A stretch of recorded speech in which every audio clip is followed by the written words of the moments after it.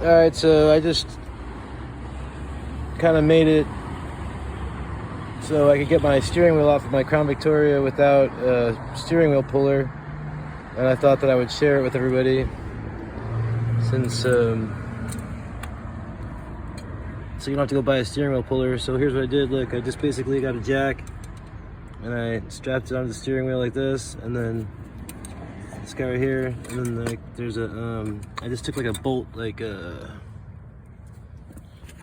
bolt like this, and I just stuck it in the hole right here where I took the bolt out, and then I put this guy right here, then I put that jack on there, strapped it on, and just started jacking, and it popped right off. Also, if you strip the freaking screw, here's what you do to fix it. Flatten each side and get a wrench. There's like so much freaking, I guess you'd call it what, like